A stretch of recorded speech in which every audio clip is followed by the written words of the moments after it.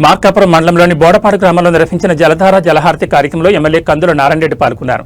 గ్రామ పరిసరాల్లో నీటి వనరుల అభివృద్ధి, చెరువుల పరిశుభ్రత లక్ష్యంగా చేపట్టిన కార్యక్రమంలో స్వయంగా జేసీబీ సహాయంతో కంప చెట్లను తొలగించి ప్రజలకు ఆదర్శంగా నిలిచారు.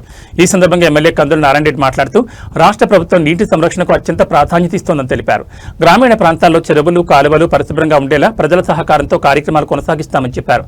జాయింట్ కలెక్టర్ పులి శ్రీనివాసులు మాట్లాడుతూ జలధార జలహారతి కార్యక్రమం ద్వారా నీటి వనరులను పరిరక్షించడం మాత్రమే కాకుండా గ్రామాల్లో పర్యావరణ పరిరక్షణ కూడా దోహదపడుతుందని పేర్కొన్నారు. ఈ చుట్టుపక్కల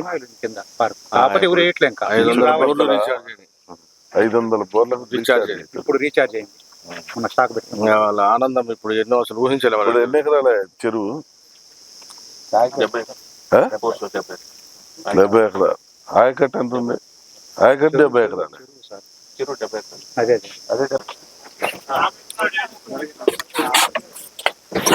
ఎట్లా పోయి వెనక్కి రావద్దు.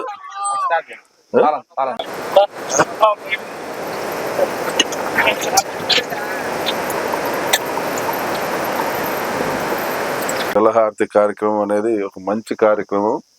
దీన్ని మనలాంటి వెనుకబడ్డ ప్రాంతాల్లో ఈ కార్యక్రమాన్ని ఉపయోగించుకోగలిగితే మన ప్రాంతంలో ఉన్నటువంటి చెరువులు, బోర్లు అన్నిటికి కూడా మంచి అవకాశంగా ఈ బోర్లు రీఛార్జ్ అయ్యేదానికి ఎక్కువ అవకాశం ఉంది. ఈరోజు 40 సంవత్సరాల చరిత్రలో బోడపాడు చెరువుకు నీళ్లు వచ్చిన సందర్భం లేదు. అటువంటిది ఈరోజు బోడపాడు చెరువుకు నీళ్లు తీసుకొచ్చాం. ఈ నీళ్లు తీసుకురావడం వల్ల ఈ చుట్టుపక్కల ఉన్నటువంటి సుమారు 400 నుంచి 500 బోర్లు రీఛార్జ్ అయ్యాయి. ఈ 400-500 బోర్లు ఇంకా 2 సంవత్సరాల వరకు నీళ్లు రావు అనేటువంటి భయం రైతులో లేకుండా చేయగలిగాం.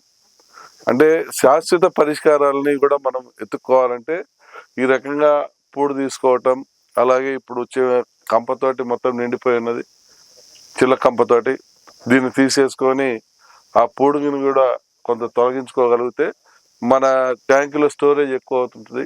ఈ స్టోరేజ్ ఎక్కువ కావటం వల్ల ఇంకొన్ని సంవత్సరాల పాటు నీరు నిలబడతాయి. అప్పుడు మనకు రీఛార్జ్ ఎక్కువ అయ్యేటువంటి అవకాశం ఉంది.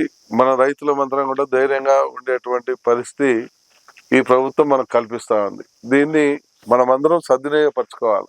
అదేదో గవర్నమెంట్ వాళ్ళు చేయాల్సిందిలే, ఇలాంటి గవర్నమెంట్ వాళ్ళకి సంబంధించిందిలే, వాళ్ళు చూసుకుంటారులే, వీళ్ళు చూసుకుంటారులే అని అనుకుని మనం ఎవరి పాటికి వాళ్ళని కామ్గా ఉండే మాడితే నష్టపోయేది మనమే.